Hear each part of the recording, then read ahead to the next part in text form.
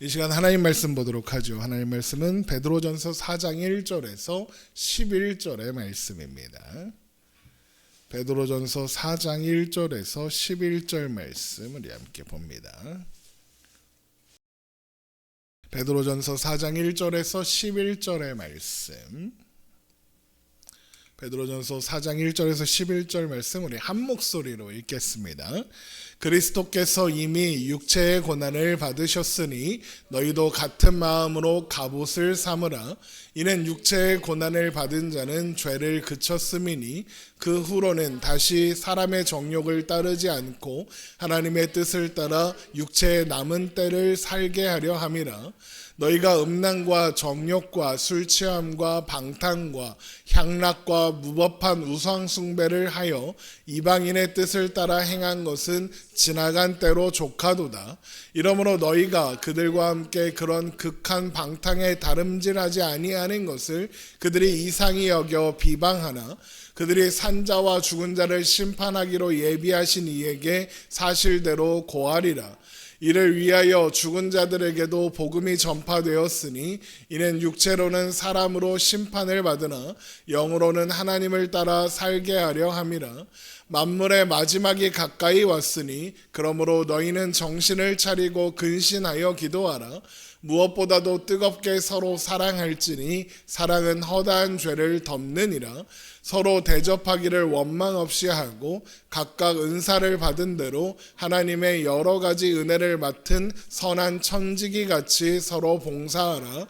만일 누가 말하려면 하나님의 말씀을 하는 것 같이 하고 누가 봉사하려면 하나님이 공급하시는 힘으로 하는 것 같이 하라. 이는 범사의 예수 그리스도로 말미암아 하나님이 영광을 받으시게 하려 함이니 그에게 영광과 권능이 세세에 무궁하도록 있느니라. 아멘. 아멘.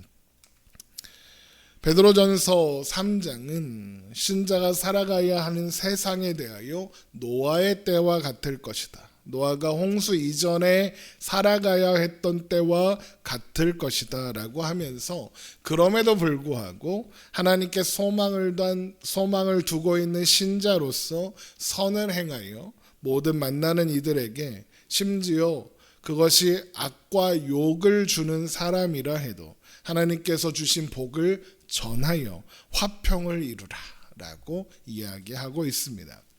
물론 그런 세상을 살아가는 신자의 삶이 당연히 호락호락하고 쉽지 않을 겁니다. 노아의 때와 다르지 않은 시간을 살아가야 하니까요. 세상은 우리를 조롱하고 업신여길 것이며 우리가 전하는 소망의 이유, 예수 그리스도로 말미암은 복음을 듣지 않을 겁니다. 그래서 고난을 받을 수도 있고 어려움을 당할 수도 있고 무시와 천대를 받을 수도 있죠. 그러나 의를 위하여 고난을 받는 것을 기쁨으로 여기며 살면 도리어 우리가 가진 바 소망에 관한 이유를 묻는 자들이 생길 것이며 그들에게 복음으로 대답하면 된다라고 베드로전서는 이야기하고 있습니다. 그리고 그렇게 노아처럼 그 시간을 견디며 하나님께서 맡기신 소망 가운데 살아가다 보면 그 끝에는 하나님께서 허락하신 최후 승리가 마지막 승리가 있을 것이니 우리를 위해 십자가에 죽으시고 또한 부활하신 예수님 보좌 앞에 서게 될 것이다 라고 했습니다. 그리고 우리가 받은 세례가 우리가 얻은 구원과 우리가 얻게 될 최후 승리의 표다. 반드시 그렇게 될 것이라는 표다, 증거다라고 이야기했죠. 그러나 그렇게 되기까지는 우리는 노아의 때와 같은 이 세상을 그 시간을 살아가야 할 겁니다.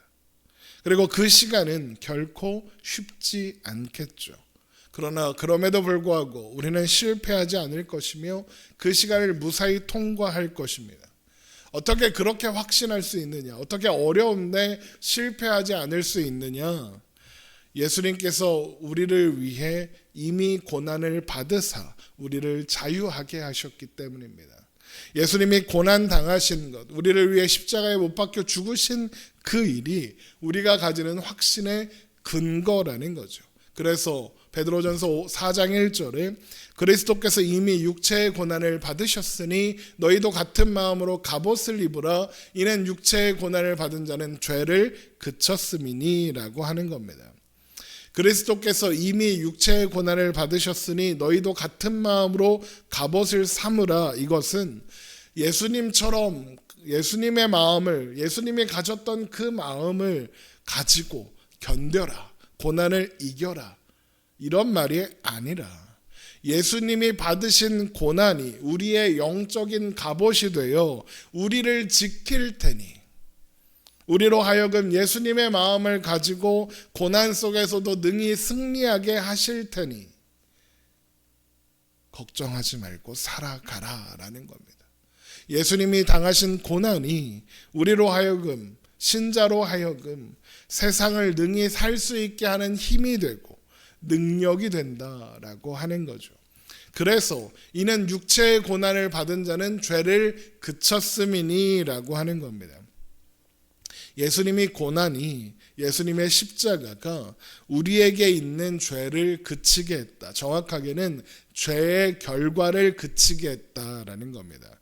그칠 것이니가 아니죠. 그쳤음입니다. 이미 그친 겁니다.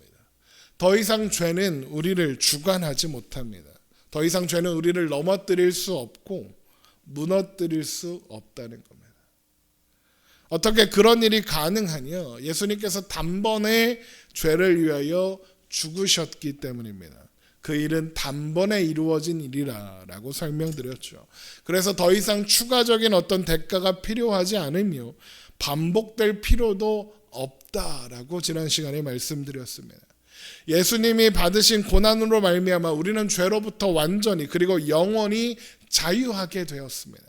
우리의 삶은 완전히 새로운 토대 위에 세워졌으며, 그래서 우리는 예수님을 믿기 이전으로 돌아갈 수 없는 겁니다. 그래서 바울이 이것에 대하여 우리를 새로운 피조물이 되었다, 이전 것은 지나갔으니 보라 새 것이 되었다라고 하는 겁니다. 예수님의 고난이 우리를 죄의 삶으로부터 완전히 분리시켰고 이전과는 다른 새로운 삶을 살게 하신 겁니다. 이전에 우리는 예수님의 십자가에서 죽었고 예수님 안에서 이제 새로운 우리로 다시 살아났기 때문이죠. 그래서 로마서 6장에 우리가 알거니와 우리 옛사람이 예수와 함께 십자가에 못 박힌 것은 죄의 몸이 죽어 다시는 우리가 죄에게 종노릇하지 아니하려 함이니라고 하는 것입니다. 계속 읽겠습니다. 이는 죽은 자가 죄에서 벗어나 의롭다 하심을 얻었음이라. 만일 우리가 그리스도와 함께 죽었으면 또한 그와 함께 살 줄을 믿노니 이는 그리스도께서 죽은 자 가운데서 살아나셨음에 다시 죽지 아니하고 사망이 다시 그를 주장하지 못할 줄을 알미라. 그가 죽으심은 죄에 대하여 단번에 죽으시며 그가 살아계심은 하나님께 대하여 살아계심이니 이와 같이 너희도 너희 자신을 죄에 대하여는 죽은 자요 그리스도 예수 안에서 하나님께 대하여는 살아있는 자로 여길지어다. 그러면 예수님께서 우리를 위하여 단번에 죽으심으로 죄가 더 이상 우리의 삶과 우리의 운명을 좌우할 수 없게 만들었다 이겁니다. 너희는 이제 이전으로 돌아갈 수 없고 너희가 아무리 큰 고난과 어려움 속에서 유혹 속에서 넘어진다 할지라도 너희들의 운명은 바뀌지 않는다. 너희는 연약할 것이나 너희는 미련할 것이나 너희는 어리석을 것이나 너희의 처지는 너희의 상황은 바뀔 수 없다 그러는 겁니다. 왜요? 우리는 이제 죄가 아니라 하나님 안에서 살게 되었으니까요. 그래서 세상의 그 어떤 것도 우리를 하나님 나라와 영원한 승리라는 결론 외에 다른 결론으로 데리고 갈 수 없다라고 성경이 선언하는 겁니다. 로마서 8장 33절 누가 능히 하나님께서 택하신 자들을 고발하리요 의롭다 하시니는 하나님이시니 누가 정죄하리요 죽으실 뿐 아니라 다시 살아나신 이는 그리스도 예수시니 그는 하나님 우편에 계신 자요 우리를 위하여 간구하는 자시니라. 누가 우리를 그리스도의 사랑에서 끊으리요? 환난이나 곤고나 박해나 기근이나 적신이나 위험이나 칼이랴. 기록된 바 우리가 종일 주를 위하여 죽임을 당하게 되며 도살당할 양같이 여김을 받았나이다 함과 같은 일이라. 그러나 이 모든 일에 우리를 사랑하시는 이로 말미암아 우리가 넉넉히 이기느니라. 내가 확신하노니 사망이나 생명이나 천사들이나 권세자들이나 현재일이나 장래일이나 능력이나 높음이나 깊음이나 다른 어떤 피조물이라도 우리를 우리 주 그리스도 예수 안에 있는 하나님의 사랑에서 끊을 수 없으리라. 아무도 우리를, 예수 그리스도 안에 있는 우리를 정죄할 수 없고 고발할 수 없으며 넘어뜨릴 수 없다, 이러는 겁니다. 예수님께서 우리를 위하여 십자가에 죽으시고 또한 다시 살아나셨습니다. 그 누구도 우리를 그리스도의 사랑에서 끊을 수 없고 우리를 향한 하나님의 사랑을 멈추게 할 수 없습니다. 그래서 예수님께서 받으신 고난과 그것을 통해 드러난 예수님의 마음이 우리의 갑옷이 되는 겁니다. 십자가에 담긴 하나님의 마음이 우리를 지키는 겁니다. 그래서 그리스도께서 이미 육체의 고난을 받으셨으니 너희도 같은 마음으로 갑옷을 삼으라, 그러는 겁니다. 예수님의 고난이, 예수님의 십자가가 우리를 죄로부터, 그리고 죄로 인해 주어질 수밖에 없는 영원한 심판으로부터 보호하고 지킨다. 그야말로 갑옷이 된다, 그러는 겁니다. 그래서 우리는 노아의 때와 같은 세상의 흐름에 휩쓸리지 않고 하나님께서 허락하신 남은 시간을 능히 살 수 있습니다. 그렇게 하시려고 예수님께서 우리의 갑옷이 되어 주셨습니다. 그래서 베드로전서 4장 2절에 그 후로는 다시 사람의 정욕을 따르지 않고 하나님의 뜻을 따라 육체의 남은 때를 살게 하려 함이라 라고 하시는 겁니다. 예수님의 십자가가 우리 영혼을 지키는 갑옷이 돼요. 예수님께서 우리가 다시 사람의 정욕을 따르지 않고 하나님의 뜻 안에서 하나님의 뜻을 따라 육체의 남은 때를 살아갈 수 있도록 하나님 품에 안기게 될 때까지, 우리가 죽을 때까지, 우리가 죽음을 건너 하나님 앞에 가게 될 때까지의 그 시간을 견디고 살게 하시려고 그 모든 고난을 당하신 겁니다. 우리를 이전으로 돌아갈 수 없게 만드신 겁니다. 그래서 베드로전서 4장 3절에 너희가 음란과 정욕과 술 취함과 방탕과 향락과 무법한 우상 숭배를 하여 이방인의 뜻을 따라 행한 것은 지나간 때로 족하도다 라고 하는 겁니다. 우리가 음란과 정욕과 술 취함과 방탕과 향락과 무법한 우상 숭배를 하면서 살았던 시간은 이미 지나갔다는 겁니다. 세상을 살며 세상의 방식으로 살던 시간은 끝났다는 겁니다. 우리는 이제 다시 그 자리로 돌아갈 수 없다는 거죠. 우리는 더 이상 그런 것을 원할 필요가 없고 그런 것들로 우리의 삶을 채울 필요가 없게 되었다, 그러는 겁니다. 그래서 베드로전서 3장 14절에 그들이 두려워하는 것을 두려워하지 말고 근심하지 말아라, 그러는 겁니다. 우리는 세상이 두려워하는 것을 두려워하지 않고 세상이 근심하는 것을 근심하지 않는다, 그러는 겁니다. 마찬가지로 세상이 기뻐하는 것을 우리는 기뻐하지 않습니다. 왜요? 그런 모든 것이 우리의 만족이 될 수 없고 우리의 유익이 될 수 없다는 것을 알게 되었기 때문입니다. 그래서 세상에서 의를 위하여 고난 당하는 것을 오히려 기뻐할 수 있습니다. 고난이, 그 시간이 우리 안에 만들어낼 인내가 우리에게 있는 소망을 더욱 선명하게 해줄 테니까요. 그래서 우리는 이전으로 돌아갈 수 없고 세상의 시류에 휩쓸려 쓸어내려갈 수 없습니다. 참된 기쁨과 소망이 여기 있다는 걸 아는데 어떻게 고난이 무겁다고 돌아갈 수 있겠습니까? 히말라야에 있는 어떤 한 부족이 있다고 합니다. 그런데 이 봄이 되면, 겨울에는 그냥 다 얼음이고 이러는데 봄이 되면 없던 시내가 생긴다고 해요. 강 같은 게 생기는 거죠. 그런데 그 빙하가 녹아서 내려오는 물이라 차갑고 무거운 물이라서 거길 그냥 건너갈 수 없답니다. 근데 그 동네에 사는 사람들은 그 물을 능히 건너가요. 어떻게 건너가게요? 어떻게 건너갈까요? 그들이 그 강을, 그 물살이 세고 무겁고 차가운 강을 건너는 방법이 있는데 바로 무거운 돌을, 자기가 감당할 수 없을 만큼 무거운 돌을 짊어지고 겨우 질 수 있는 그 돌을 짊어지고 물속으로 들어간대요. 그러면 아무리 물살이 세도 넘어지지 않는데요. 왜요? 그 무거운 바위가 자신을 지켜주거든요. 그 이야기를 듣는데 신자가 사는 세상에서 당하는 고난이 그 무거운 바위겠구나라는 생각이 드는 거예요. 세상에서 신자가 당하는 모욕과 조롱과 비방과 그런 것들이 우리를 이 세상의 시류에서, 이 세상의 물결에 휩쓸리지 않게 하시려고, 우리를 굳건하게 지키시려고, 그래서 그 시간을 능히 감당케 하시려고 하나님께서 허락하신 안전망이구나. 우리를 두 발을 그 시류 속에 굳건히 세우고 서 있을 수 있게 하는 소망이구나라는 것을 알 수 있는 거죠. 우리는 우리가 만나는 그 고난을, 그래서 그 기간을 견디는 인내를 우리를 살게 하는, 우리가 감당케 하는 능력이고 힘인 것을 아는 사람들이에요. 그러니 어떻게 그 무거운 짐이 있다 해도 그걸 어떻게 내려놓겠습니까? 그것이 있어야 건너갈 것을 아는데 어떻게 포기할 수 있겠습니까? 하나님이 우리를 반드시 그 길을 건너가게 하실 것을 아는데 우리가 어떻게 포기하고 돌아가겠습니까?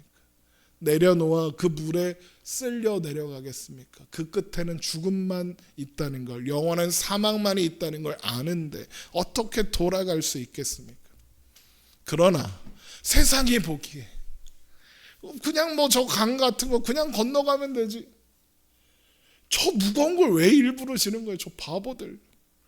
세상이 보기에는 우리가 이상하게 보일 수밖에 없어요. 세상의 기준에서 음란과 정욕과 술 취함과 방탕과 향락과 무법한 우상숭배는 당연한 거고 유익한 거고, 저걸 하지 않아서 어려움을 당하는 건 바보 같은 짓이거든요. 저런 것들이 행복 그 자체이고 저런 것들이 행복을 갖다 주는데 신자들이 그걸 멀리하고 저것 때문에 저런 거를 안 한다고 욕먹고 비방당하고 고난당하는 걸 감당해요. 그러니 세상을 이해하지 못하죠. 그래서 베드로전서 4장 4절에 이러므로 너희가 그들과 함께 그런 극한 방탕에 다름질하지 아니하는 것을 그들이 이상히 여겨 비방한다 그러는 겁니다. 세상은 우리를 이해하지 못합니다. 오히려 답답해 보이고 미련하게 보일 겁니다. 주일에 교회를 왜 가는 거예요? 재미있는 게 얼마나 많은데. 혹시 감동이 필요한 거예요? 교회 가면 감동이 막 되고 막 눈물이 난다며. 야, 그러면 영화를 봐. 야, 폭삭소가수다 봐. 그거 보면 철철 운다.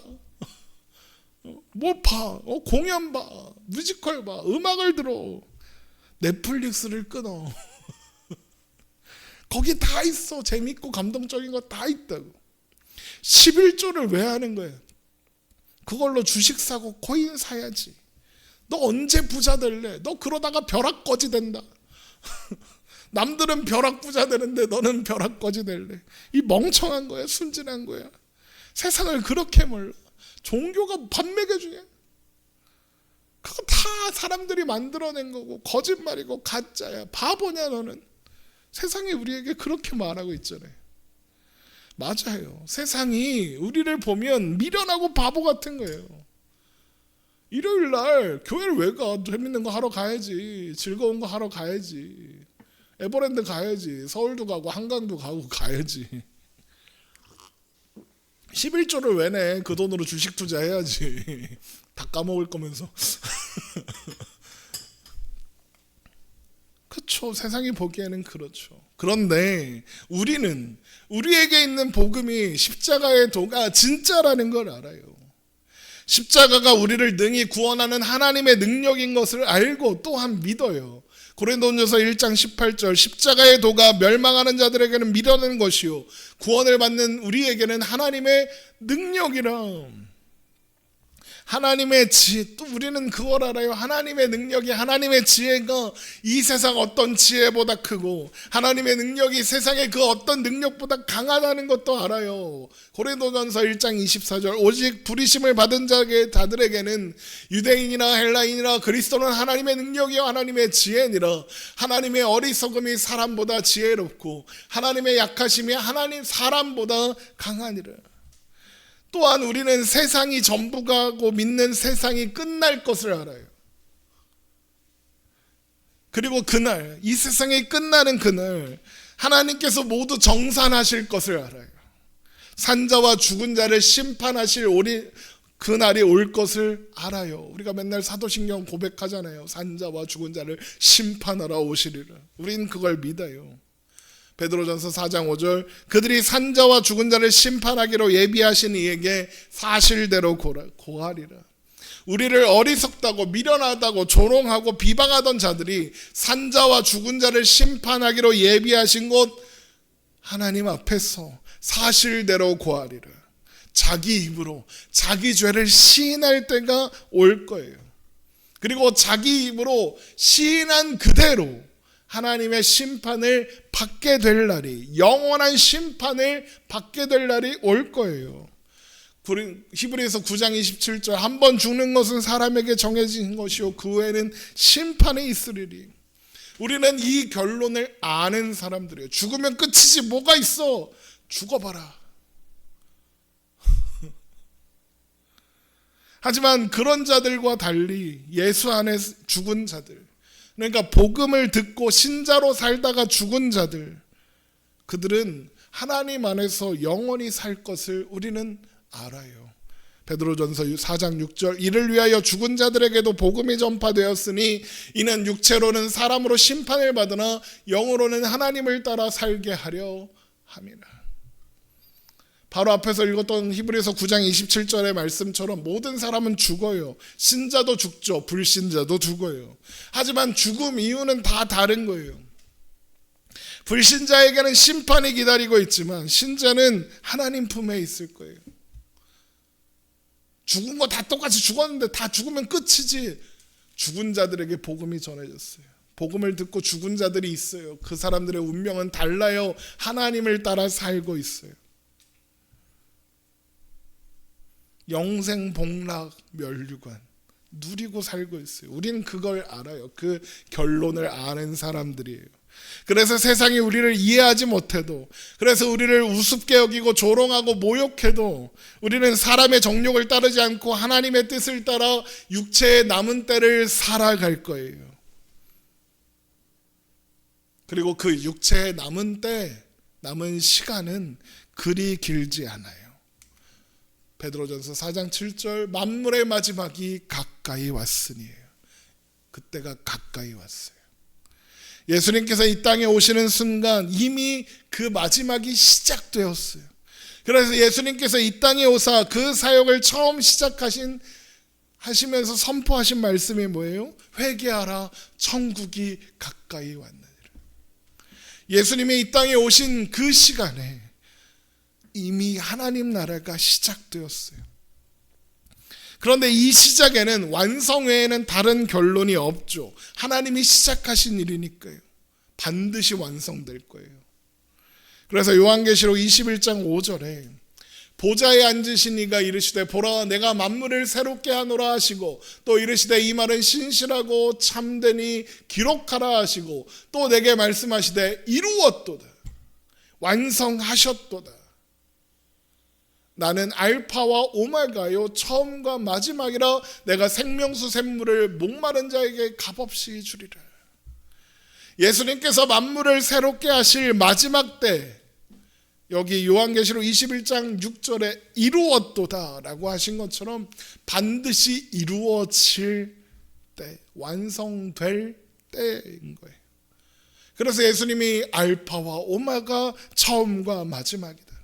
하나님이 예수님이 시작하셨으니 반드시 이루겠다, 완성하겠다, 마치겠다 그러시는 거죠.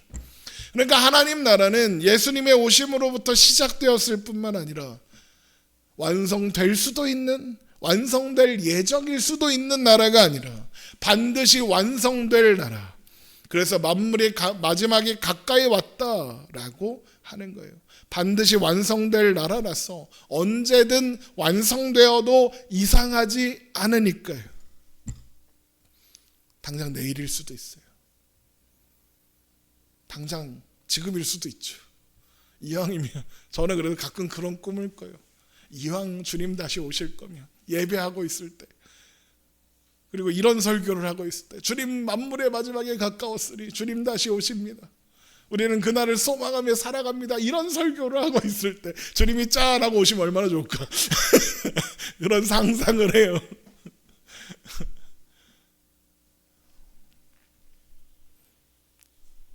언제든 그 나라가 완성되어도 이상하지 않은 시대를 살고 있어요. 세상을 보세요. 우리는 알 수 있어요. 세상을 보세요. 지금 세상이 어때요? 말세 아니에요. 이 세상이 망해가고 있다는 우리 삶으로 알고 있잖아요. 이 세상이 끝날 수밖에 없구나라는 걸 이 세상을 보면 우리는 알잖아요. 얼마 안 남았어요. 1000년일 수도 있고 2000년일 수도 있고 3000년일 수도 있지만 1분일 수도 있고 열흘일 수도 있는 거예요. 모르니까 그때는 하나님이 정하신 때가 있으니까. 그래서 그때가 언제라도 이상하지 않으니까, 그래서 베드로전서가 이렇게 말하는 거예요. 만물의 마지막이 가까이 왔으니 그러므로 너희는 정신을 차리고 근신하여 기도하라 그러는 거죠. 여기에서 정신을 차리라라는 것은 베드로전서 1장 13절에서 마음의 허리를 동여라 라고 한 것과 같은 거예요. 마음의 허리를 동인다는 건 마음을 단단히 먹어라 이런 의미가 아니라 마음의 지적인 기능에 대한 이야기라고 했어요. 마음의 지적인 기능, 그러니까 생각과 뜻과 통찰력, 분별력 이런 걸 말하는 거예요. 그러니까 마음의 허리를 동여라 이런 건 생각과 통찰력과 올바른 분별력의 허리를 동여라, 정신 똑바로 차려라 이런 의미라는 거예요. 잘 분별해라. 생각이 엉뚱한 곳으로 빠지지 않도록 잘 단속하고 긴장하고 있어라. 흐리고 몽롱하고 멍 때리고 있지 말아라. 각성해라. 정신을 똑바로 차리고 있어라. 정신을 똑바로 차리고 제대로 생각하고 제대로 분별해라. 생각하는 걸 남에게 맡겨놓지 말고 네가 생각해라. 네가 말씀을 읽고 네가 말씀을 듣고 생각해라. 목사님한테 생각하는 거 맡겨놓지 말고, 목사님이 말해주시니까 다 옳을 거니 그러지 말고 듣고 생각해라. 정신 똑바로 차려라. 그리고 근신하라. 이건 베드로전서 1장 13절에서 근신하여와 같은 거죠. 무엇에 취한 상태가 아니라 깨어서 정신이 맑은 상태, 이리저리 휘쓸리지 않고 흔들리지 않고 방향을 잃지 않는 상태, 그런 상태로 있으라는 거예요. 정신 똑바로 차리고 있으라는 거예요. 이상한 데 휩쓸리지 말고 미혹당하지 말고 정신 똑바로 차리라는 거예요. 그런데 문제가 뭐예요? 우리에겐 그걸 할 힘이 없어요. 이게 진짜인지 가짜인지 분별할 능력이 없어요. 공부 열심히 하면 분별력이 조금 생기는데 그게 맞는지 확신이 없어요. 왜요? 우리는 연약하고 미련하고 어리석으니까요. 우리의 의지와 노력으로 유혹을 이길 수가 없어요. 왜? 배고파 죽겠고, 사람의 욕망은 사람의 능력으로 의지로 견뎌지는 게 아니에요. 우리는 세상의 유혹을 이길 힘이 없어요. 우리에겐 그럴 힘이 없어요. 그러니 어떻게 해야 돼요? 기도하라. 너희는 정신을 차리고 근신하라가 아니라 근신하여 기도하라요. 정신을 차리고 근신하는 것이 우리의 능력과 의지와 노력으로 할 수 있는 게 아니니까, 하나님의 은혜와 도우심 없이는 할 수 없는 일이니까 기도해라. 하나님의 도우심을 구해라. 그 얘기를 하는 거예요. 기도 왜 하는 거예요? 하나님의 도우심이 필요하니까 하는 거예요. 내가 감당할 수 없는 일 앞에서 우리는 하나님을 찾고 기도하잖아요. 그게 기도예요. 기도는 나는 하나님의 도움을 구할 수밖에 없는 존재입니다 라는 고백인 거고, 하나님만 의지합니다 라는 고백인 거고, 그래서 하나님만 바라볼 수밖에 없다라는 표현인 거예요.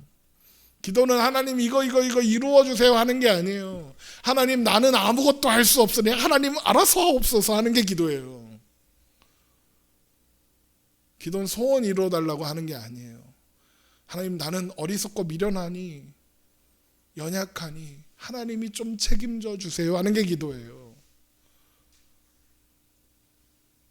나는 바보 멍텅구리입니다. 하나님 도와주세요 하는 거예요. 어린아이가 아무것도 할 수 없어서 좌절하고 절망한 상태에서 아빠를 찾는 것과 같은 거예요. 넘어졌어. 아무도 나를 도와주지 않는 것 같고 너무 아파서 일어날 수 없는 것 같아. 그럴 때 아이가 어떻게 해요? 아빠, 엄마 울잖아요. 그게 기도예요. 마지막 시대, 곧 만물의 마지막이 가까이 온 이 시대, 노아의 때와 같아서 세상이 우리 신자들을 이해하지 못하고 그래서 조롱하고 모욕하는 이 시대를 살아가는 신자로 살아가는 것은 사람의 의지와 노력으로 이해할 수 있는 일이 아니에요. 불가능해요. 사람의 의지로 믿음을 어떻게 지켜요? 하지만 하나님은 지키실 수 있고 하나님은 반드시 지키시죠. 그래서 신자는 하나님을 떠나서는 아무것도 아닌 존재라고 하는 겁니다. 하지만 하나님 안에 있으면 신자는 모든 것을 할 수 있어요. 빌립보서 4장 13절 내게 능력 주시는 자 안에서 내가 모든 것을 할 수 있느니라. 예수 그리스도 안에 있는 사람, 하나님 안에 있는 사람은 모든 일을 할 수 있어요. 모든 것을 넉넉히 이길 수 있어요. 그러나 이 모든 일에 우리를 사랑하시는 이로 말미암아 우리가 넉넉히 이기느니라.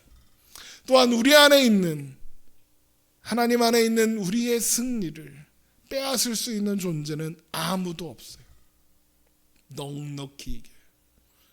질 것 같지만 이겨요. 아까 말씀드렸던 예화에서 큰 돌을 치면 넘어질 것 같고 저거 못 건널 것 같지만 능히 건널 수 있다는 거예요. 그래서 너희는 정신을 차리고 근신하여 기도하라 라고 하는 거예요. 마지막을 살아가는 사람으로서 신자로서 정신을 차리고 근신해야 하는데 그걸 혼자 해낼 수가 없다는 걸 알고 하나님께 구해라. 하나님이 도우신다. 하나님께서 능히 감당하게 하신다. 하나님께서 능히 이기게 하신다 그러는 거예요. 기도는 무슨 도깨비 방망이가 아니에요. 기도는 우리에게 주어진 오늘을 살아내기 위해서 마지막 때를 살아갈 힘을 얻기 위해서 하나님을 의지하고 붙잡기 위해서 하는 거예요.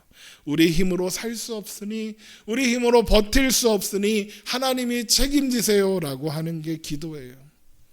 그리고 그렇게 하나님을 의지하여 정신을 똑바로 차리고 근신하여 사는 신자의 삶의 태도, 신자의 삶의 방향이 뭐냐? 사랑이에요. 베드로전서 4장 8절 무엇보다도 뜨겁게 사랑할지니 사랑은 허다한 죄를 덮느니라. 예수님께서 십자가로 우리의 허다한 죄를 덮으신 것처럼 우리가 만나는 이들 또한 그 사랑으로 그들의 죄를 덮으시고 하나님의 자녀로 삼아 우리와 같이 되게 하실 것을 믿으며 우리는 그저 이웃을 사랑하는 거예요.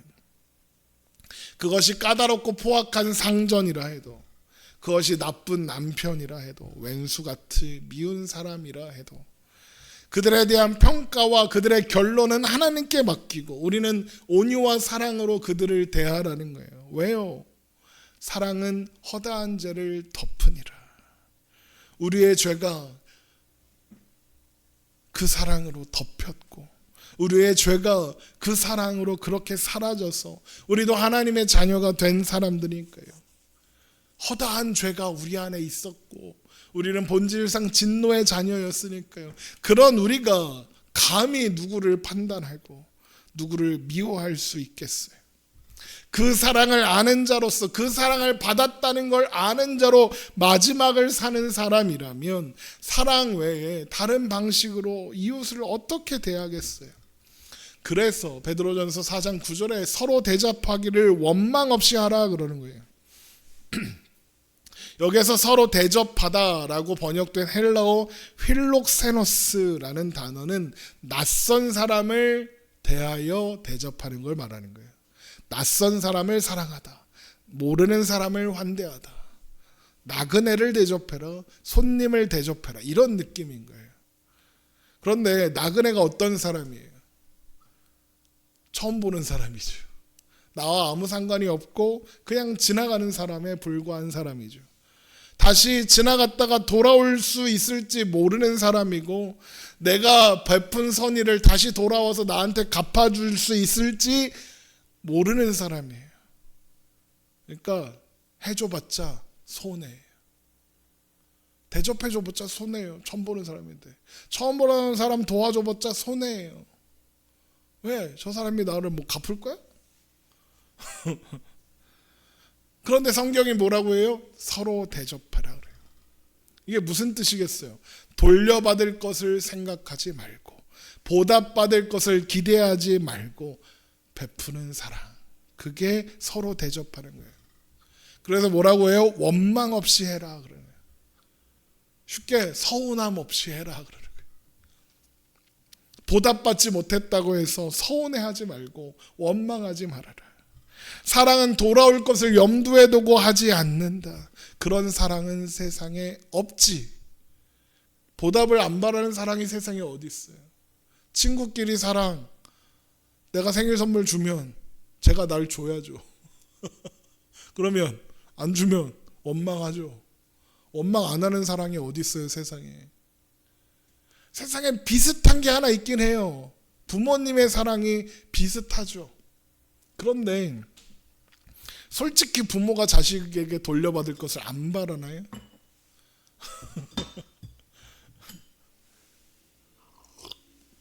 자식이 부모가 자식한테 안 서운해하나요? 서운해요. 왜? 부모는 하나님의 거울 같은 존재이지만, 하나님을 드러내는 존재이지만 그냥 사람이거든요. 그래서 부모님한테 고맙습니다. 다녀왔습니다. 이렇게 하는 거예요. 보답 바라지 않지만 보답을 바라. 보답은 해줘야지. 근데 하나님이 우리에게 하라는 사랑이 어떤 사랑이에요? 보답 바라지 않는 사랑.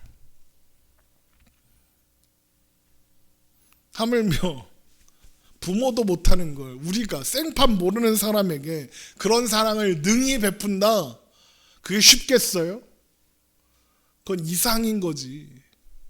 그래서 뭐라고 하느냐? 베드로전서 4장 10절에 각각 은사를 받은 대로 하나님의 여러 가지 은혜를 맡은 선한 청지기 같이 서로 봉사하라 그러는 거예요.